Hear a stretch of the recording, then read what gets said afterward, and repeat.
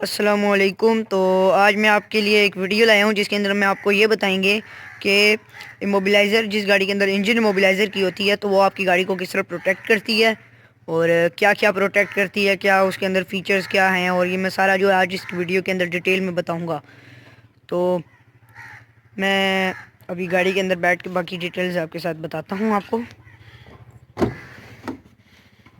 Okay, this is Daihatsu Move facelift 2013।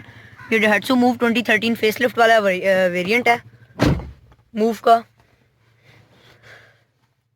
आ चुका हूँ, आपको डिटेल्स वगैरह बता देता हूँ। तो आपकी गाड़ी की जो ये की है उसके ऊपर लॉक एंड अनलॉक का फीचर होगा, तो आप लॉक वाला बटन दबाएं।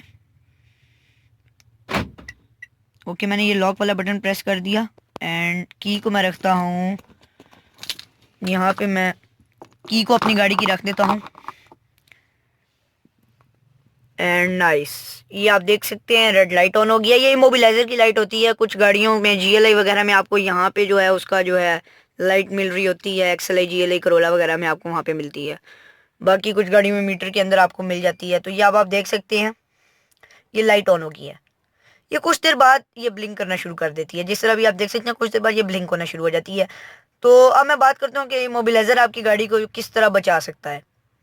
इमोबिलाइज़र आपकी गाड़ी को काफ़ी तरीक़ों से बचा सकता है। और मैं नंबर वन बात करता हूँ कि अगर आपकी गाड़ी कहीं खड़ी है, आप लॉक करके गए हैं की से, तो आप की गाड़ी जो है वो उसके हैज़र्ड लाइट्स ऑन हो जाएंगे ऑटोमेटिकली, और हॉर्न बजना शुरू हो जाएगा। ऑटोमेटिकली हॉर्न बजेगा तो इससे आसपास के लोगों को कुछ मालूम हो जाएगा, या आपको भी मालूम हो जाएगा कि कोई ना कोई गाड़ी के साथ छेड़खानी वगैरह कर रहा है। तो मेरे ख्याल में ये काफ़ी ज़्यादा ही एक अच्छा फीचर है, जो कि जैपनीज़ गाड़ी में ये बेसिक गाड़ी है।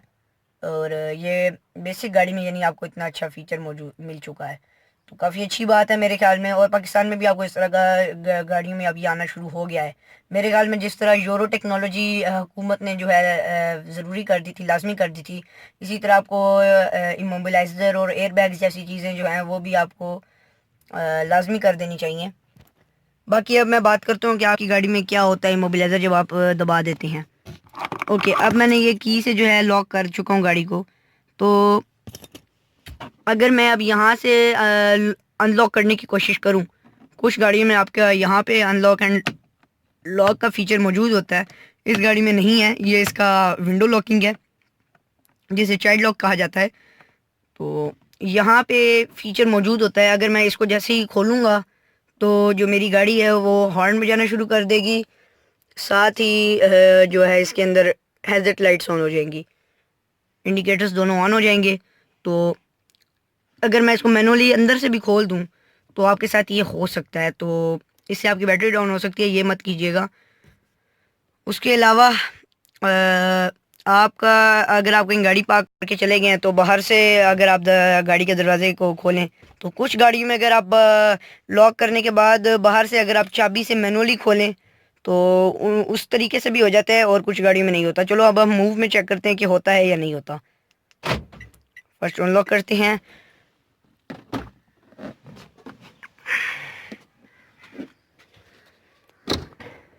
ओके, तो मैं गाड़ी लॉक करता हूँ।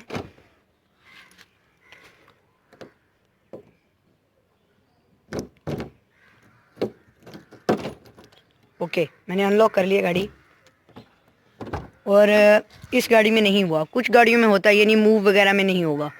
कुछ गाड़ियों में होता है कि अगर आपने लॉक की है की के साथ, तो अनलॉक अगर आप करेंगे तो तब भी गाड़ी के जो है अलार्म ऑन हो जाएगा। सेकेंडली, आपकी गाड़ी में अलार्म के बारे में यहाँ भी हो सकता है लिखा हो, जिस तरह आप इस गाड़ी में देख सकते हैं, सिक्योरिटी अलार्म। सिक्योरिटी अलार्म यही है आपका इमोबिलाइज़र, सिक्योरिटी अलार्म भी कहा जाता है।